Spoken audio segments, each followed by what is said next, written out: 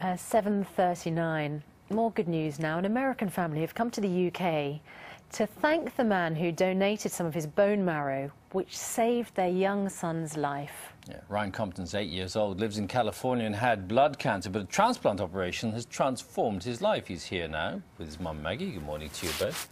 And the donor, the very important man, Barry Crackett. Good morning. Good morning. Morning. So Barry, tell us how, it must have been a surprise to you, was it a little bit, to find that you'd saved an American boy's life? I mean, when you donate, you just think that the person's in the next room.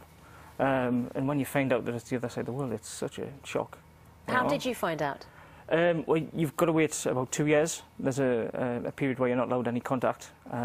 So after the 2 years, we found out that he was a little boy in the States, and it was just gobsmacking. And was that 2-year period a period of time before you could inquire, or Maggie, after 2 years, did you want to know who was the donor? We wanted to know right away, yeah.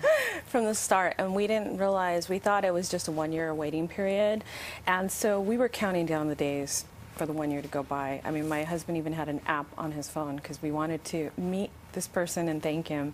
And so a year went by, and then we found out we had to wait another year, and it was really disappointing to say the least. So we waited another year, and as soon as we were getting close to the 2-year mark, I talked to Ryan's doctor because I knew that his hospital facility, every year they select, you know, a couple of patients to meet their donor, and I felt that, you know, maybe Ryan, basically they selected Ryan.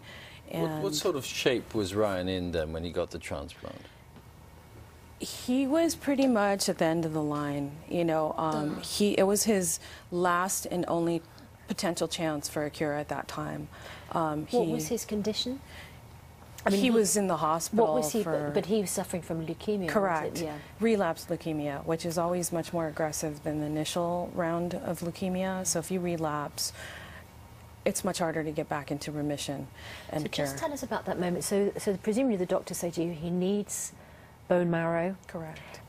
How did they talk you through where they would be getting it from, or how quickly they could get it, or how hard it was?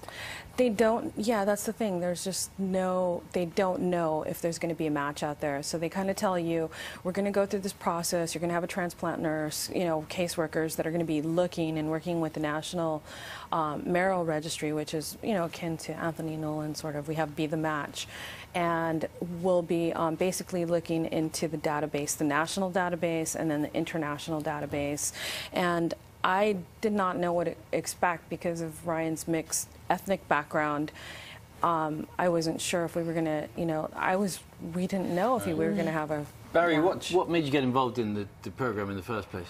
There was a TV appeal about 10 years ago for this local girl that was dying of leukemia, and she was desperate for a donor, and it just pulled at the heartstrings, and that was it. Just thought I could do something. And it's a much more straightforward procedure than it used to be. Yeah. I mean, it's a spit test. You just spit in a jar and send it away, and they test what your tissue type is, and then they can put you on the register. It's as simple as that. And Donating's even easier now. You can do it intravenously, so you can just take it from the blood, which it's as painless as giving blood.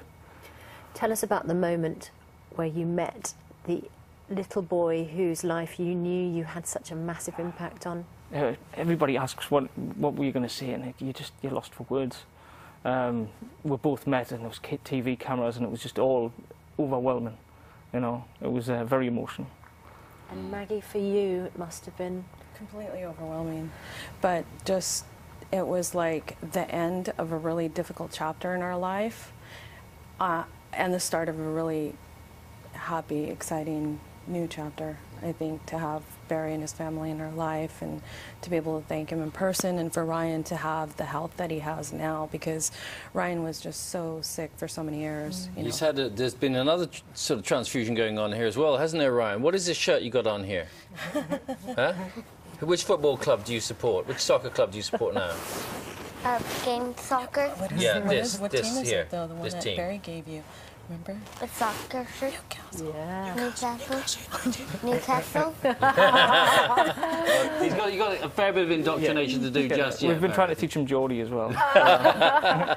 So you met over in the States, was it, that you got together? But you're now over in the UK. Yes. This is clearly a relationship that you I mean, is critical to Ryan's life, clearly, but something that you want to nurture as well. Maggie. Absolutely.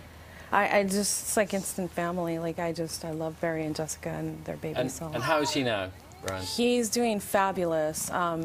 Obviously, if you look at him without knowing his background, you wouldn't ever guess that he was ever as sick as he was. And like I said, he was so sick.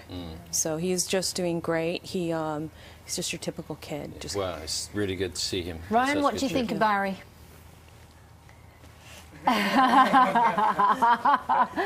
Big smile. Very well, it's pretty good. Well, Barry, thank you very much. It's something you'd recommend to everybody? Oh yeah, it should everybody. It should be a register that everybody gets put on, and you should have to opt out. It's dead easy. Thank you. Thank you. Good to meet you all. Thank you very much.